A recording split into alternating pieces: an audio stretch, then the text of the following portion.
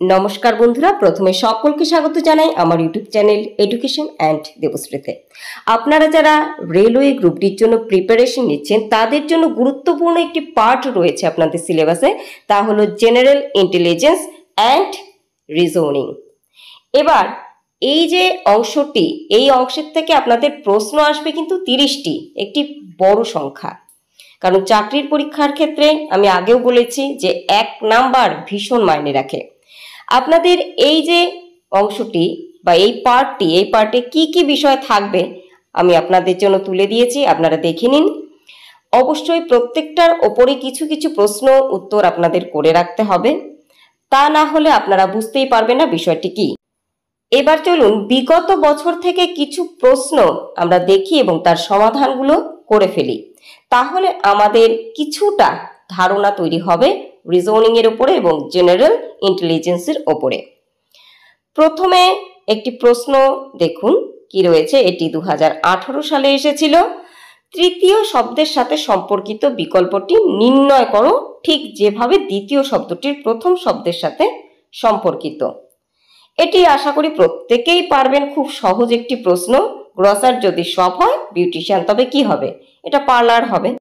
এইরকম সহজ প্রশ্নও থাকতে পারে, আবার কঠিন থেকে কঠিন প্রশ্নও থাকতে পারে, যেগুলো সমাধান খুঁজতে গিয়ে আপনারা রীতিমতন চিন্তায় পড়ে যাবেন। তবে চিন্তার কিছু নেই বন্ধুরা, শুধু বুদ্ধি প্রয়োগ করতে হবে এবং অবশ্যই প্র্যাকটিস করতে হবে প্রচুর পরিমাণে। বিভিন্ন ধরনের যত কটি ধরন সম্পর্কে আপনাদের সিলেবাসে রয়েছে, প্রত্যেকটি ধরনের ওপর, প্রত্যেকটি বিষয়ের ওপর আপনাদের অবশ্যই প্র্যাকটিস করতে হবে। নেক্সট কোয়েশ্চেন, এটিও সোজা। সাদৃশ্যযুক্ত জোড়াটি বাছো। বল যদি ছোড়া হয় তবে এগুলোর মধ্যে কোনটা সঠিক? এর মধ্যে সঠিক হবে ফুটবল লাথি মারা। বল ছুঁড়ে খেলা হয়, ফুটবল লাথি মেরে খেলা হয়। নেক্সট, প্রদত্ত চিত্রে কয়টি ত্রিভুজ আছে তা গণনা করো। এখানে খুব চিন্তা ভাবনা করে কিন্তু করতে হবে, একটু ভুল হলে পরেই গেল।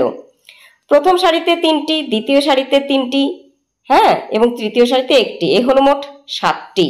কিন্তু 2, 4, 5, 6 এই কটাকে ঘিরে কিন্তু একটি বড় ত্রিভুজ রয়েছে, তাহলে সঠিক উত্তর হয়ে যাবে 8টি।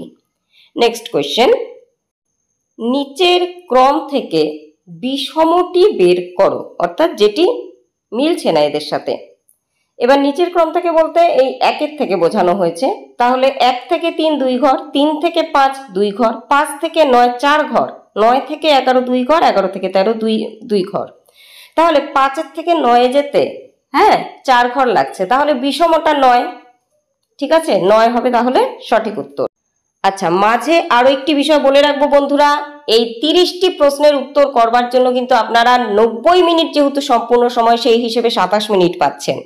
খুব কম একটি সময়, এই সময়ের মধ্যে যতটা সম্ভব বুদ্ধি খাটিয়ে শীঘ্র থেকে শীঘ্র আপনাদের প্রশ্নগুলোর উত্তর দিতে হবে। তাই চেষ্টা করবেন মুখে মুখে বিষয়গুলিকে সমাধান করবার যতটা সম্ভব। লিখিয়ে করতে গেলেই অনেকটা দেরি হয়ে যাবে। এবার দেখুন এই যে পরের প্রশ্নটি কিন্তু খুব সোজা, জাস্ট একটু বুঝতে হবে কি এখানে প্রত্যেকটার উত্তর দেওয়াই আছে। অর্থাৎ ইউ এর মান 1, এন এর মান 2 এইভাবে দেওয়া আছে। সেই হিসেবে START স্টার্ট এর সংকেত কি হবে? তাহলে আমাকে প্রশ্নে আন্ডারস্ট্যান্ড কথাটি দিয়েছে এবং প্রত্যেকটি বর্ণের মান দিয়ে দিয়েছে। এই যে আন্ডারস্ট্যান্ড কথাটি, এর মধ্যেই আমি স্টার্ট কথাটিও পেয়ে যাচ্ছি, অর্থাৎ এই যে START এগুলোও পেয়ে যাচ্ছি আন্ডারস্ট্যান্ডের মধ্যে। জাস্ট দেখে দেখে বসিয়ে দিতে হবে। সেই হিসেবে এস এর মান কত? 6। টি এর মান কত? এবার আমাকে টি এর মান না খুঁজলেও হবে, কারণ আমি প্রশ্নের যে অপশনগুলো সেগুলোর মধ্যে দেখতে পাচ্ছি 6 একটাতেই আছে, সেটা হলো ডি। আমি জাস্ট আর কিছুই দেখবো না, ডিটা বসিয়ে দেব। ঠিক আছে, এভাবে আমার শীঘ্র হয়ে যাবে উত্তর দেওয়া, কারণ আমার আর দরকারই নেই পরের যে বর্ণগুলো সেগুলোর মানগুলো খুঁজে সময় নষ্ট করার। আমি প্রথমটা পেয়ে গেছি, তার মানে ওটাই হবে উত্তর। একটার মধ্যেই সেটা আছে, 6টা একটা অপশনেই আছে। আশা করি বোঝাতে পারলাম। পরের প্রশ্ন, একজন মহিলাকে দেখিয়ে একটি বালিকা বলল, তিনি আমার পিতার পুত্রের ঠাকুমার একমাত্র পুত্রবধূ। মহিলাটি বালিকার কে হন? খুব সহজ উত্তর। এই উত্তরটা আপনারা দেবেন, কমেন্টে জানিয়ে দেবেন। নেক্সট কোয়েশ্চেন কি আছে?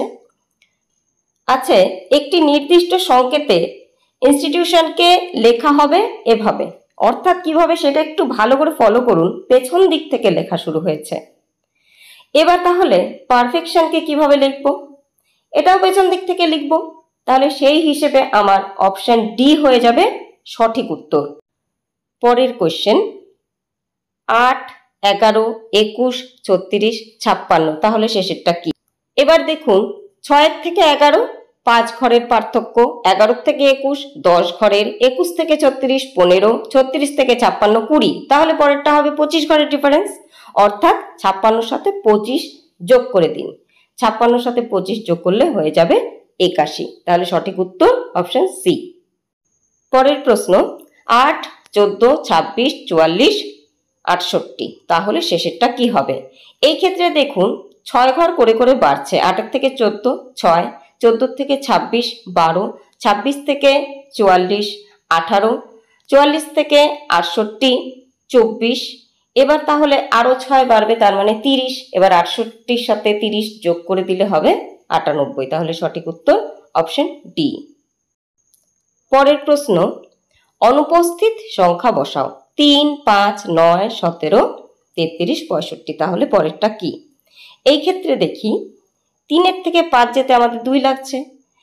এবার 5 থেকে 9 যেতে 4 লাগছে, অর্থাৎ 2টা ডবল হয়ে গেল। আচ্ছা, 9 থেকে 17 8 ঘর, তাই তো? তার মানে ডবল হতে থাকবে। তাহলে 8 ঘরে অবধি এলো 17তে, তাহলে 8-এর ডবল 16, তার মানে 17 সাথে 16 যোগ করলে 33 হচ্ছে। আচ্ছা, এবার 16 ঘর হয়ে গেল, 16-র সাথে আরো যদি আমি ডবল করি তাহলে 32, তাই তো? সেই 32 33 যোগ করলে 65 হচ্ছে। আচ্ছা, এইবার তাহলে আমাকে 32-এর ডবল লাগবে, অর্থাৎ আমার লাগছে 64। এবার সেই 64 আর 65 যোগ করে দেব, যোগ করে দিলে আমার যে রেজাল্ট বেরোবে 129। তাহলে সঠিক উত্তর হয়ে যাবে 129। এইভাবে আপনাদের প্রশ্নগুলোর সমাধান করতে হবে বন্ধুরা। পরবর্তীতে আমি আরো অনেক রিজনিং নিয়ে আসবো, আরো এই বিষয়ের উপর অনেক প্রশ্ন নিয়ে আসবো। আজকে মাত্র 10টা দিলাম, এরপরে নিশ্চয়ই আরো বাড়াতে থাকবো। সঙ্গে থাকুন। আর যদি ভিডিওটি আপনাদের কাছে উপকারী মনে হয় অবশ্যই লাইক করে দেবেন এবং কমেন্ট করবেন। খুব ভালো থাকুন, আপনাদের সাফল্য প্রার্থনা করি।